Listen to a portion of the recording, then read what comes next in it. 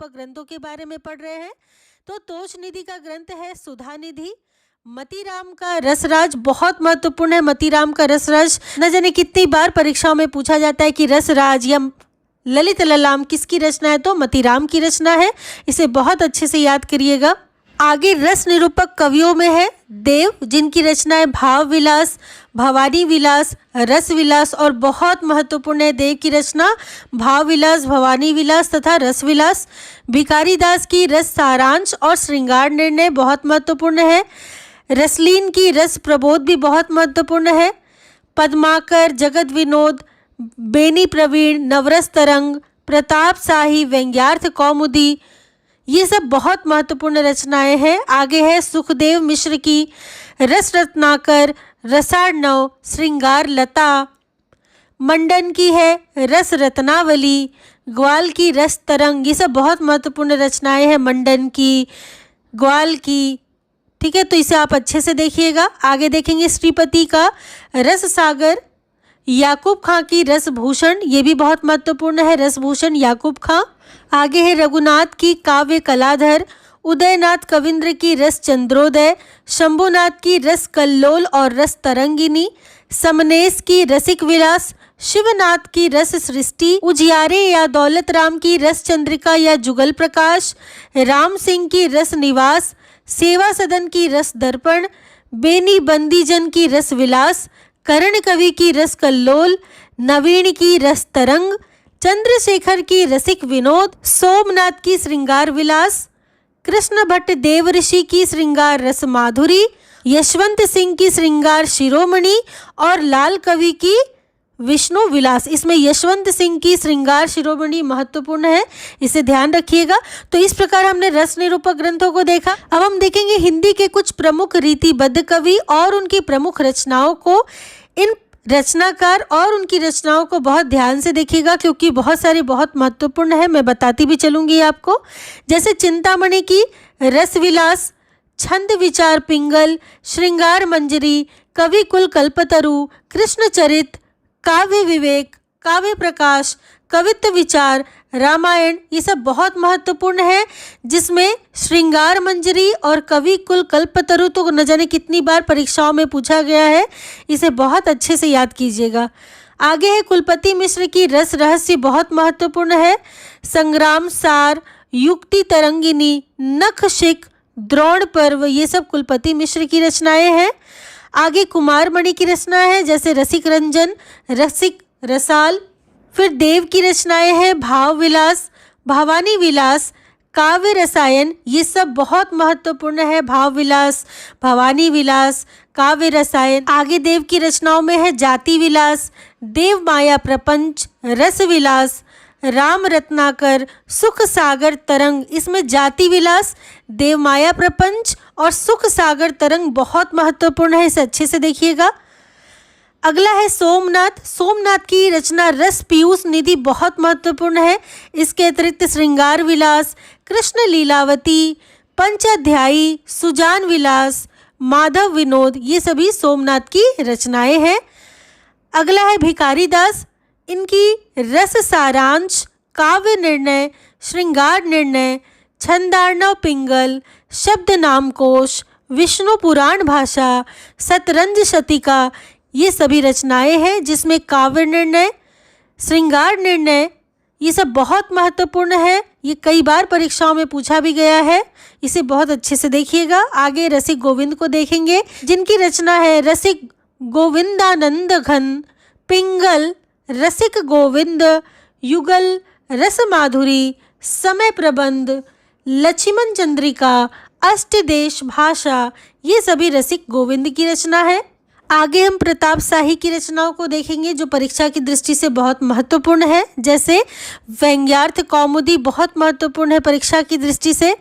वहीं काव्य विलास, जयसिंह प्रकाश, श्रृंगार मंजरी, श्रृंगार शिरोमणि, अलंकार चिंतामणि, काव्य विनोद और जुगल नखशिख, इसमें व्यंग्यार्थ कौमुदी और श्रृंगार मंजरी प्रताप शाही की बहुत महत्वपूर्ण रचना है। कभी कभी तो व्यंग्यार्थ कौमुदी का प्रकाशन वर्ष भी पूछ लेता है, तो इसे अच्छे से याद करिएगा। आगे है अमीर दास की रचना सभा मंडन, वृत्त चंद्रोदय, ब्रज विलास सत्सई, श्री कृष्ण साहित्य सिंधु, शेर सिंह प्रकाश, फाग पचीसी, ग्रीष्म विलास, भागवत रत्नाकर, दूषण उल्लास, अमीर प्रकाश, वैद्य कल्पतरु और अश्व संहिता प्रकाश, ये सभी अमीरदास की रचनाएं हैं। ये परीक्षा की दृष्टि से थोड़ा कम महत्वपूर्ण है। आगे हम कवि ग्वाल को देखेंगे जो कि बहुत महत्वपूर्ण है। ग्वाल कवि की रचना है यमुना लहरी, भक्त भावन, रसिकानंद, रसरंग, कृष्ण जू को नखशिक, दूषण दर्पण, राधा माधव मिलन, राधाष्टक, कवि हृदय विनोद, कवि दर्पण, नेह निर्वाह, बंसी बीसा, कुब्जाष्टक और षड ऋतु वर्णन, अलंकार भ्रम भंजन, रस रूप, दृग शतक, ये सभी बहुत महत्वपूर्ण है। जिसमें सबसे ज़्यादा यदि महत्वपूर्ण है तो है रसिकानंद, रसरंग, कवि दर्पण और षड ऋतु वर्णन। तो कई बार परीक्षाओं में पूछा गया कि किसकी रचना है, तो ग्वाल कवि की रचना है। आगे हम तोष निधि की रचनाओं को देखेंगे जिसमें है सुधा निधि, नखशिक और विनय शतक। अगला है रसलीन। रसलीन की सभी रचनाएं बहुत महत्वपूर्ण है। रस प्रबोध, अंग दर्पण, ये दोनों रचनाएं बहुत महत्वपूर्ण है, इसे अच्छे से देखिएगा, कई बार परीक्षाओं में से प्रश्न आया है। आगे देखेंगे हम पद्माकर भट्ट की रचनाओं को। इनकी भी रचनाएं ज़्यादातर बहुत महत्वपूर्ण है, जैसे हिम्मत बहादुर विरुदावली, पद्माभरण, जगत विनोद, प्रबोध पचासा, गंगा लहरी, प्रताप सिंह विरुदावली और कली पच्चीसी। कभी कभी तो इन रचनाओं का क्रम भी पूछ देता है, इसलिए बहुत अच्छे से देखिएगा। आगे देखेंगे बेणी प्रवीण की रचनाओं को। इनकी रचनाओं में है श्रृंगार भूषण, नवरस तरंग बहुत महत्वपूर्ण है, नवरस तरंग, और अगला है नाना राव प्रकाश। तो जैसा कि नवरस तरंग बहुत महत्वपूर्ण है बेनी प्रवीण की रचना, इसे अच्छे से याद कीजिएगा। आगे देखेंगे, आगे सुखदेव मिश्र की रचना है जिसमें वृत्त विचार, छंद विचार, फाजिल अली प्रकाश, आध्यात्म प्रकाश, रसार्णव, रस रत्नाकर और श्रृंगार लता है। आगे हम देखेंगे याकूब खां की रचना है रसभूषण। उजियारे दौलत राम की रचना है रस चंद्रिका, जुगल रस प्रकाश। वही राम सिंह की रचना है जुगल विलास, रस शिरोमणि, अलंकार दर्पण और रस निवास, जिसमें अलंकार दर्पण राम सिंह की बहुत महत्वपूर्ण रचना है। अगला है चंद्रशेखर वाजपेयी जिनकी रचना है रसिक विनोद, नखशिक, वृंदावन शतक, गुरु पंचाशिका, ताजक, माधवी बसंतरी, मानस विलास, हमीर हट जो कि प्रबंध काव्य है। अगला है मतीराम, इनकी फूल मंजरी, लक्षण श्रृंगार, साहित्य सार, रसराज, ललित ललाम, सत्सई, अलंकार पंचाशिका और वृत्त कौमुदी है, जिसमें रसराज, ललित ललाम, अलंकार पंचाशिका, वृत्त कौमुदी, ये सब बहुत महत्वपूर्ण है, इसे बहुत अच्छे से याद कीजिएगा, परीक्षा की दृष्टि से बनता है महत्वपूर्ण प्रश्न इससे। अगला देखेंगे, अगला कृष्ण देव ऋषि की रचनाओं को देख लेंगे। श्रृंगार रस माधुरी, अलंकार कलानिधि। अगला है कालिदास त्रिवेदी जिनकी रचना है वार वधु विनोद, राधा माधव बुध मिलन विनोद, कालिदास हजारा। अगला है जसवंत सिंह और बहुत महत्वपूर्ण है इनकी रचना, जैसे भाषा भूषण, अपरोक्ष सिद्धांत, अनुभव प्रकाश, आनंद विलास, सिद्धांत बोध और सिद्धांत सार, जिसमें भाषा भूषण सबसे ज़्यादा महत्वपूर्ण है जसवंत सिंह की। अगला देखेंगे भूषण कवि की रचनाओं को। शिवराज भूषण, शिवा बावनी और छत्रसाल दशक बहुत बहुत महत्वपूर्ण है भूषण की रचना ये, ठीक है, आप अच्छे से इसको याद कीजिएगा। शिवराज भूषण, शिवा बावनी और छत्रसाल दशक किसकी रचना है, तो भूषण की रचना है। अगला देखेंगे गोप कवि। गोप कवि की रचना है रामालंकार, रामचंद्र भूषण, रामचंद्राभरण, ये भी काफ़ी महत्वपूर्ण है, रामचंद्र भूषण और रामचंद्राभरण, इसे अच्छे से देखिएगा थोड़ा। अगला है रसिक सुमित जिनकी रचना है अलंकार चंद्रोदय। अगला है रघुनाथ वंदीजन जिसकी रचना है रसिक मोहन, काव्य कलाधर और जगत मोहन। आगे देखेंगे कवि दूल्हा को जिनकी रचना कवि कुल कंठाभरण बहुत महत्वपूर्ण है, कई बार परीक्षाओं में पूछी जाती है, इसे अच्छे से देखिएगा। कवि कुल कंठाभरण दूल्हा की रचना है। अगला है रस रूप जिनकी रचना है तुलसी भूषण। अगला सेवादास जिनकी रचना है नखशिख, रस दर्पण, गीता महात्म्य, अलबेले लाल जू को नखशिख, राधा सुधा शतक, रघुनाथ अलंकार। अगला है मंडन, जिनकी महत्वपूर्ण रचना है रस रत्नावली, रस विलास, नखशिख, काव्य रत्न, नैन पचासा, जनक पच्चीसी। इनमें रस रत्नावली और नैन पचासा बहुत महत्वपूर्ण है। अगला है गिरिधर दास की रचना, जिनकी भारती भूषण है। अगला भूषण मुरलीधर, इनकी रचना है छंदो हृदय प्रकाश, अलंकार प्रकाश। अगला राम सहाय, इनकी रचना है वृत्त तरंगिनी, अलंकार प्रकाश और वाणी भूषण। अगला है माखन, जिनकी रचना है श्री नाग पिंगल अथवा छंद विलास। अगला दशरथ, इनकी रचना है वृत्त विचार। अगला है श्रुति मिश्र, श्रुति मिश्र की अलंकार माला, रस रत्नमाला, रस सरस, रस ग्राहक चंद्रिका, नखशिख, काव्य सिद्धांत, रस रत्नाकर, भक्ति विनोद, श्रृंगार सागर। ये सब बहुत महत्वपूर्ण है, जिसमें सबसे ज़्यादा महत्वपूर्ण है अलंकार माला और नखशिख। कई बार इनसे परीक्षाओं में प्रश्न आए हैं। अगला है उदयनाथ कविंद्र की रचना, रस चंद्रोदय, विनोद चंद्रिका, जोग लीला। आगे देखेंगे भिखारी दास ने सर्वप्रथम हिंदी काव्य परंपरा, भाषा, छंद, तुक आदि पर विचार किया है और ये बहुत महत्वपूर्ण है कि रीतिकाल के किस कवि ने सर्वप्रथम हिंदी काव्य परंपरा, भाषा, छंद एवं तुक पर विचार किया है। तो क्या हो जाएगा? भिखारी दास। माखन ने हिंदी में सर्वप्रथम कुंभक, हरिमालिका, मदन मोहन, सुरस, तरल गति, सदागति, सुबल प्रवाह और गंधार नामक मात्रिक छंदों का निरूपण किया है। तो ये जो कुंभक, हरिमालिका, मदन मोहन, ये सारे जो मात्रिक छंद हैं, इनका किसने निरूपण किया? तो माखन ने निरूपण किया। बहुत महत्वपूर्ण है ये। आगे हम देखेंगे हिंदी में रीति का अर्थ होता है काव्य रचना पद्धति। बहुत महत्वपूर्ण है कि रीति का अर्थ क्या होता है। तो रीति का अर्थ होता है काव्य रचना की पद्धति, किंतु कहीं कहीं हम इसे पंथ से भी अभिहित किया गया है। मतलब कहीं कहीं इसका अर्थ जो होता है पंथ भी होता है। कुछ उदाहरण भी यहाँ पे दिए गए हैं, जैसे हम समझेंगे इसे। केशवदास ने कहा है, समुझ है वाला बालकन वर्णन पंथ अगाध। देखिए पंथ आया है, ये इसका अर्थ भी होता है रीतिकाल का पंथ। चिंतामणि कहते हैं रीति सुभाषा कवित की बरनत बुध अनुसार। मतीराम कहते हैं सो विश्रब्द नवोढ़ यो बरनत कवि रस रीति। भूषण कहते हैं सुकविन हूँ कछु कृपा समुझी कविन को पंथ। देव कहते हैं अपनी अपनी रीति के काव्य और कवि रीति। सुरती मिश्र कहते हैं बरनन मनरंजन जहाँ रीति अलौकिक होई। निपुण कर्म कवि को जू तिहि काव्य कहत सब कोई। सोमनाथ कहते हैं छंद रीति समुझे नहीं बिन पिंगल के ज्ञान। भिखारी दास कहते हैं काव्य की रीति सीखी सुकविन्न सो। ये बहुत महत्वपूर्ण है, इसे ध्यान रखिएगा। भिखारी दास की यह उक्ति है कि काव्य की रीति सीखी सुकविन्न सो।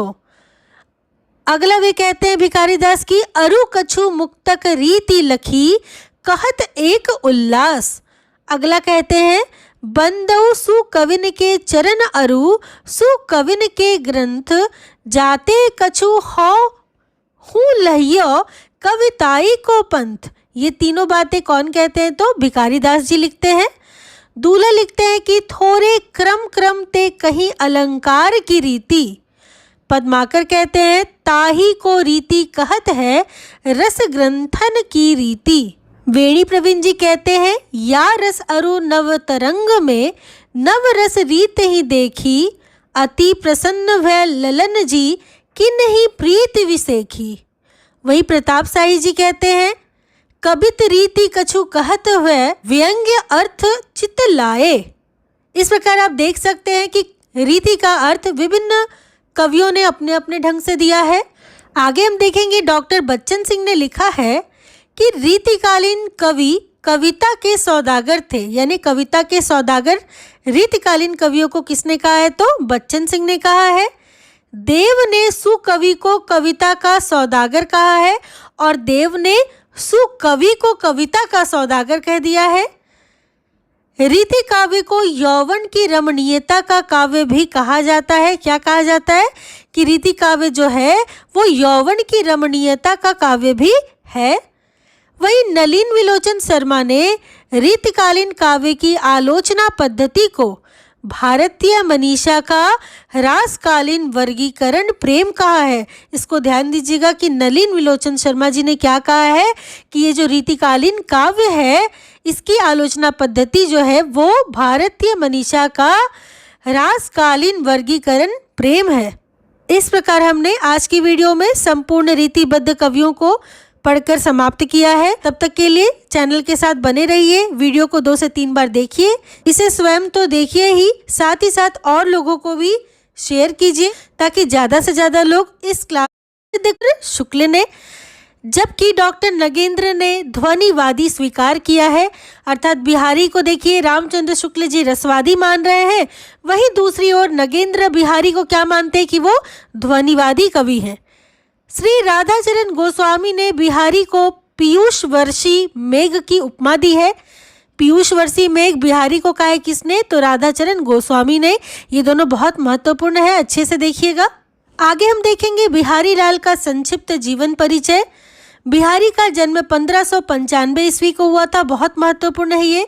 इनके पिता का नाम केशव दास था। इनके गुरु नरहरि दास थे। कौन? नरहरि दास। बिहारी निम्बार्क संप्रदाय से संबंधित थे और इनके आश्रयदाता महाराज जयसिंह थे, जो कि बहुत महत्वपूर्ण है। महाराज जयसिंह बिहारी के आश्रयदाता। बिहारी लाल की एकमात्र रचना बिहारी सतसई, बिहारी की केवल एक ही रचना प्राप्त है। क्या है? बिहारी सतसई, जो कि दोहा छंद में लिखी गई है। इसकी भाषा परिनिष्ठिक साहित्यिक ब्रज भाषा है। तो बिहारी ने जो अपनी एकमात्र रचना की है वो है बिहारी सतसई, दोहा छंद में, ब्रज भाषा में। इसे बहुत अच्छे से याद कीजिएगा, परीक्षाओं में प्रश्न बनते हैं इससे। बिहारी लाल की सतसई की प्रशंसा में किसी कवि ने निम्नलिखित पंक्ति लिखी है। और क्या लिखी है? सतसैया के दोहरे ज्यों नाविक के तीर, देखन में छोटे लगें बेंधे सकल शरीर। ये बहुत महत्वपूर्ण उक्ति है, सतसैया के दोहे। ठीक है, ये दोहे किसके दोहे? तो बिहारी के दोहे।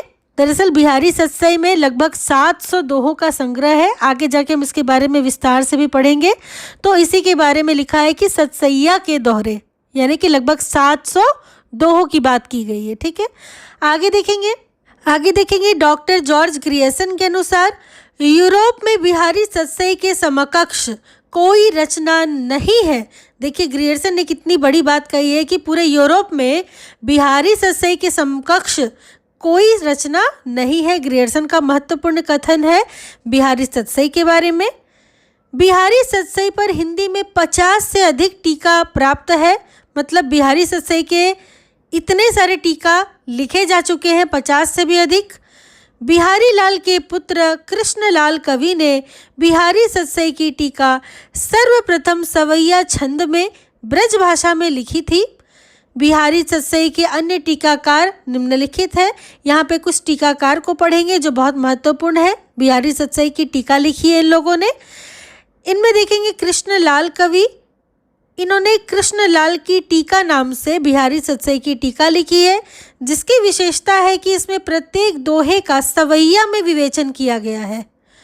दूसरा है सुरती मिश्र की अमरचंद्र की बिहारी सतसई की टीका है। इसकी जो विशेषता है कि टीका का प्रणयन दोहों में हुआ है। लल्लू लाल की लालचंद्र का टीका है बिहारी सतसई के ऊपर, बहुत महत्वपूर्ण है ये। प्रभुदयाल पांडे की टीका है, ये आधुनिक खड़ी बोली में लिखी गई है। वही अंबिका दत्त व्यास की बिहारी बिहार नाम से टीका बहुत महत्वपूर्ण है, बिहारी सतसई की टीका। और इसकी विशेषता है कि दोहे के भावों का रोला छंद में पल्लवन है। ये बहुत महत्वपूर्ण है कि जो बिहारी सतसई में दोहे हैं उनका भाव उन्होंने रोला छंद में पल्लवन किया है, लिखा है। पद्मसिंह शर्मा ने संजीवनी भाष्य के नाम से बिहारी सस्सई की टीका लिखी है, जिसकी विशेषता है तुलनात्मक पद्धति में अर्थ निरूपण। आगे आनंदीलाल शर्मा ने फिरंगी सस्सई के नाम से बिहारी सस्सई की टीका लिखी, जिसकी विशेषता है फारसी भाषा में यह लिखी हुई है। वहीं जगन्नाथ दास रत्नाकर ने बिहारी सस्सई की टीका बिहारी रत्नाकर के नाम से सन 1921 ईस्वी में लिखी है, जिसकी विशेषता है कि यह ग्रंथ क्या है, हिंदी खड़ी बोली में सर्वश्रेष्ठ टीका है और ये बहुत महत्वपूर्ण है परीक्षा की दृष्टि से। जगन्नाथ दास रत्नाकर की बिहारी रत्नाकर बिहारी सस्सई की टीका है, ये हिंदी खड़ी बोली में सर्वश्रेष्ठ है ये टीका, इसको बहुत अच्छे से याद रखिएगा।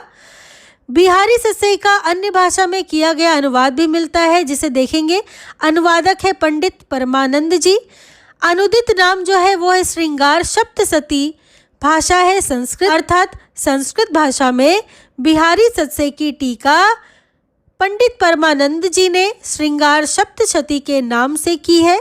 वहीं मुंशी देवी प्रसाद प्रीतम ने बिहारी सस्सई की टीका गुलदस्त बिहारी के नाम से उर्दू भाषा में लिखी है, इसे एक बार आप पढ़ लीजिएगा। आगे देखेंगे कि बिहारी के समस्त दोहों की संख्या 719 है। बहुत महत्वपूर्ण प्रश्न बनता है इससे कि बिहारी सस्सई में कुल कितने दोहे हैं, तो 719। किंतु जगन्नाथ दास रत्नाकर ने इनके दोहों की संख्या 713 मानी है। ये भी महत्वपूर्ण है कि इनके दोहे की संख्या कितनी है, केवल 713 है जगन्नाथ दास रत्नाकर के आधार पर। आगे देखेंगे कि बिहारी सस्सई पर सर्वाधिक प्रभाव निम्न कवियों का पड़ा है। किनका किनका प्रभाव बिहारी सस्सई पर पड़ा, तो अमरूक कवि का, जिनकी रचना है अमरूक शतक संस्कृत भाषा में, इसका प्रभाव पड़ा है बिहारी सस्सई पर। वहीं हाल या शालिवाहन की गाथा सप्तशती का प्रभाव भी पड़ा है बिहारी सस्सई पर और यह प्राकृत की रचना है। गोवर्धनाचार्य की आर्या सप्तशती का प्रभाव भी बिहारी सस्सई पर पड़ा है और इसकी भाषा क्या है, संस्कृत। इस प्रकार 3 ग्रंथों को हमने देखा जिसका प्रभाव बिहारी सस्सई पर पड़ा है। पहला है अमरूक शतक, गाथा सप्तशती और आर्या सप्तशती, ये 3 ग्रंथ हैं जिनका प्रभाव बिहारी सस्सई पर पड़ा है। आगे देख लेंगे कि संस्कृत के आचार्य बलदेव उपाध्याय ने लिखा है, हाल गाथा के, गोवर्धन आर्या के तथा बिहारी दोहा के बादशाह है। ये किसने कहा है, बलदेव उपाध्याय ने कहा है कि हाल जो कवि है वो गाथा के बादशाह है, गोवर्धन आर्या के बादशाह है और बिहारी दोहा के बादशाह है। अब देखिए आचार्य रामचंद्र शुक्ल ने बिहारी के संदर्भ में निम्न बातें लिखी हैं जिन्हें हम देखेंगे। उन्होंने पहला तो कहा है कि श्रृंगार रस के ग्रंथों में जितनी ख्याति और जितना मान बिहारी सस्सई का हुआ उतना और किसी का नहीं। इसका एक एक दोहा हिंदी साहित्य में एक एक रत्न माना जाता है। बहुत महत्वपूर्ण है, ये सारी उक्तियां रामचंद्र शुक्ल की परीक्षा में बार बार पूछी जाती है और ये तो बहुत महत्वपूर्ण उक्ति है रामचंद्र शुक्ल की। एक एक दोहा हिंदी साहित्य में एक एक रत्न माना जाता है बिहारी सस्सई का। अगला, यदि प्रबंध काव्य एक विस्तृत वनस्थली है तो मुक्तक एक चुना हुआ गुलदस्ता है। बिहारी सस्सई के बारे में लिख रहे हैं रामचंद्र शुक्ल, इसे याद कर सकते हैं ऐसे ट्रिक से कि बिहारी को गुलदस्ता दो, अर्थात बिहारी की रचना को क्या कहा है कि एक गुलदस्ता कहा है, मुक्तक का एक चुना हुआ गुलदस्ता है ये। अगला लिखते हैं रामचंद्र शुक्ल की, जिस कवि में कल्पना की समाहार शक्ति के साथ भाषा की समाहार शक्ति जितनी अधिक होगी उतनी ही वह मुक्तक की रचना में सफल होगा। यह क्षमता बिहारी में पूर्ण रूप से विद्यमान थी, अर्थात कल्पना तो थी ही, भाषा भी थी बिहारी में। और रामचंद्र शुक्ल इसी बात को उद्धृत करते हैं कि इसी कारण से मुक्तक की रचना में बिहारी को बहुत ही सफलता प्राप्त हुई है। आगे शुक्ल जी लिखते हैं कि बिहारी की रस व्यंजना का पूर्ण वैभव उनके अनुभावों के विधान में दिखाई पड़ता है, यानी कि उनकी जो बिहारी की जो रस व्यंजना है उसका पूर्ण वैभव अगर दिखाई पड़ता है किसी में तो उनके अनुभवों में दिखाई पड़ता है। तो ये बहुत महत्वपूर्ण है, रस व्यंजना और अनुभव। आगे शुक्ल जी लिखते हैं कि बिहारी की कृति का मूल्य जो बहुत अधिक आंका गया है उसे अधिकतर रचना की बारीकी या काव्यांगों के सूक्ष्म विन्यास की निपुणता की ओर ही मुख्यतः दृष्टि रखने वाले पारखियों के पक्ष से समझना चाहिए, उनके पक्षों से समझना चाहिए जो किसी हाथी दांत के टुकड़े पर महीन बेलबूटे देख घंटों वाह वाह किया करते हैं, पर जो हृदय के अंतस्थल पर मार्मिक प्रभाव चाहते हैं, किसी भाव की स्वच्छ निर्मल धारा में कुछ देर अपना मन मग्न रखना चाहते हैं, उनका संतोष बिहारी से नहीं हो सकता। तो ये बहुत महत्वपूर्ण है बिहारी सत्साई के बारे में रामचंद्र शुक्ल जी की उक्ति, रामचंद्र शुक्ल जी का कथन। आगे रामचंद्र शुक्ल जी लिखते हैं कि भावों का बहुत उत्कृष्ट और उदात्त स्वरूप बिहारी में नहीं मिलता। कविता उनकी श्रृंगारी है, पर प्रेम की उच्च भूमि पर नहीं पहुंचती, नीचे ही रह जाती है। अर्थात ये भी बहुत महत्वपूर्ण है कि बिहारी के संदर्भ में रामचंद्र शुक्ल जी ये टिप्पणी करते हैं, ये लिखते हैं कि कविता उनकी श्रृंगारी तो है, किंतु प्रेम की उच्च भूमि पर वो पहुंच नहीं पाई है, वो अभी नीचे ही कुछ रह गई है। तो ये सारे कथन जो रामचंद्र शुक्ल के हैं परीक्षा की दृष्टि से बहुत महत्वपूर्ण है, इसे बहुत अच्छे से देखिएगा।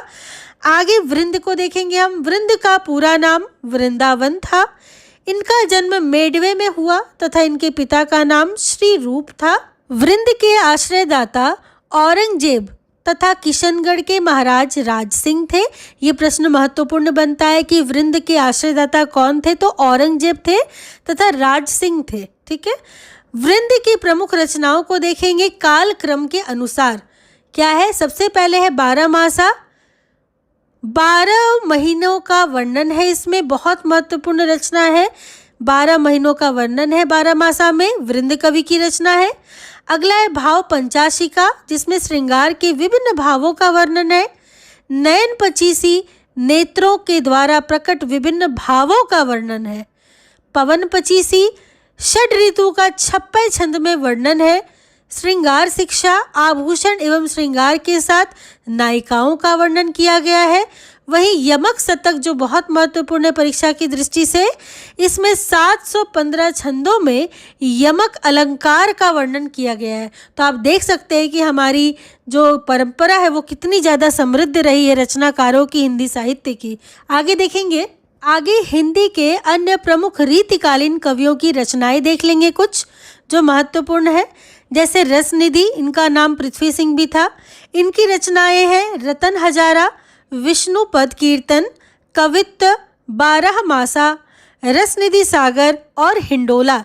इसमें रसनिधि की रचनाएं रतन हजारा और हिंडोला परीक्षा की दृष्टि से बहुत महत्वपूर्ण है, इसे अच्छे से देख लीजिएगा। अगले हैं नृप शंभुनाथ सिंह सोलंकी, जिनकी रचना है नायिका भेद, नखशिक, 7 शतक। ये तीनों रचनाएं नृप शंभुनाथ की हैं। अगले हैं नेवाज, जिनकी शकुंतला नाटक बहुत प्रसिद्ध है, इसको बहुत अच्छे से देखिएगा, परीक्षा की दृष्टि से बहुत महत्वपूर्ण है नेवाज की रचना शकुंतला नाटक। अगले हैं कृष्ण कविलाल, इनकी रचना है बिहारी सत्साई की टीका, विदुर प्रजागर। हठी जी, इनकी रचना है राधा सुधा शतक, 103 छंद में। वहीं विक्रमादित्य, उनकी रचना है विक्रम सत्साई तथा ब्रजलीला।